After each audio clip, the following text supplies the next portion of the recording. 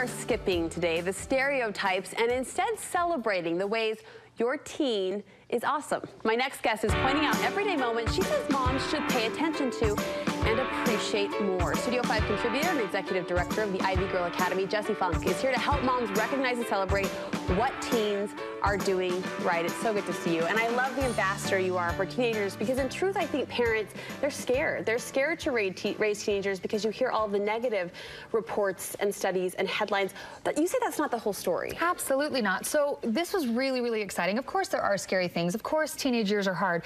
But last year, the federal government does a study, like a very well-researched study. We're going to have a link to it, I think, so you guys can read it. But it's a well-researched study on the state of teenagers. So last year, they found that the average American teenager is doing less drugs. They're doing better in school. Their attendance is up. Their graduation rates are up. Test scores are up.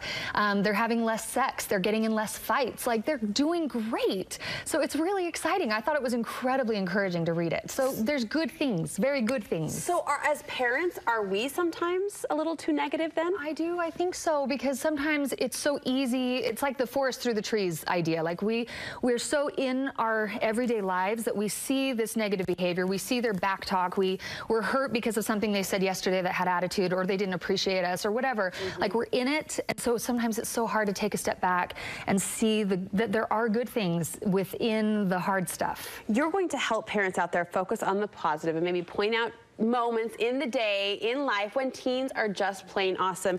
First scenario, lots of moms may recognize that super busy teen that's just hectic, comes in and out in a flurry. Yeah. Oh my gosh. Okay. So, like, just put yourself in the mindset of a teenager. I mean, 6 hours of school, of classes that you don't like. You're not like choosing these classes. Like, it's hard stuff, just school by itself. 2 to 4 hours of homework every single day of your life. Are you kidding me? Like, that's a lot. They have extracurricular activities, football, dance, whatever they're involved in. And then parents' expectations. So cleaning house, like, you have chores, you have family activities, you have community activities, you have church activities. It's like insanity how busy our teenagers are. So we're celebrating the hectic teen because we need them to know that we see them.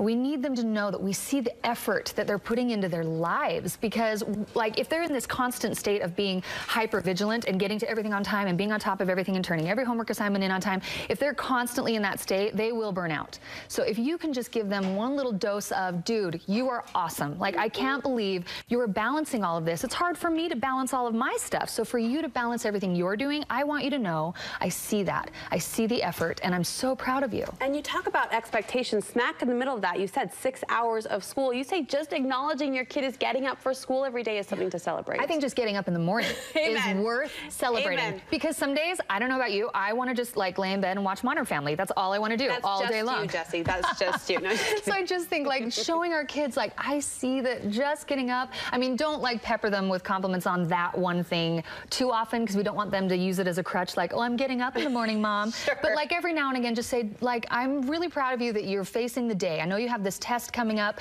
and I know that it was probably hard to even get out of bed in the morning, so I just want you to know I'm proud of you. You say teens should get more credit for being a little picky, a little choosy with who they hang out with. Yes. Explain this idea. This is, like, the one thing I am so passionate about with teenagers, healthy relationships in general. So when your kid comes home and says, I was hanging out with Susie today and she was such a brat and I don't want to hang out with her anymore, before you jump into the natural parent mantra that we all go into, like, oh, be nice, you know, get along with each other. That's our natural instinct. Before you do that, just say, you know what, I want you to know that I'm very proud of you, that you see that this relationship might not be healthy for you. Give them credit. Yeah, because if they can see what healthy relationships are versus unhealthy relationships, that's going to be something that helps them for the rest of their life. That's a big deal. So maybe they need to take a break from that relationship. Maybe they need to set a boundary with that relationship, or maybe it is time to sever that relationship, and we must give our kids permission to do that. Respect we have to. We know about those hormone swings, so we almost expect our teenagers to be a little grumpy, a little moody sometimes, but you say really laser focus in when your teenager is being kind. Yes. So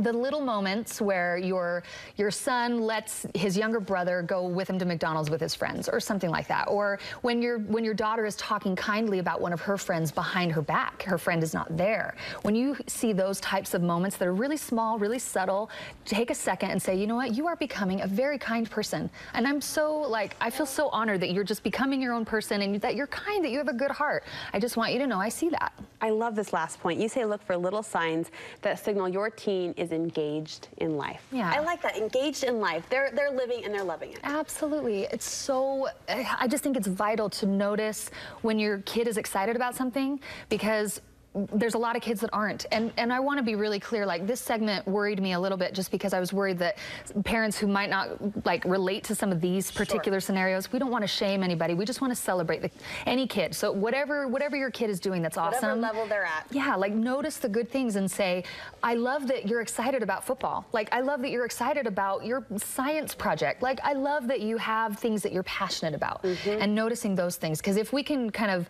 encourage that, like those positive moments, then getting through the hard moments are going to be a little bit easier. That's my belief. I appreciate the balance that you just put into that conversation, but truly, wherever they're at, celebrate them. You can't overpraise them enough, is what I'm hearing you say. They don't get sick of it. They might say they get sick of it, but they don't. They really don't. They need to hear that we love them and we see them. We love that you remind us to do that, Jessie. Thank you so much.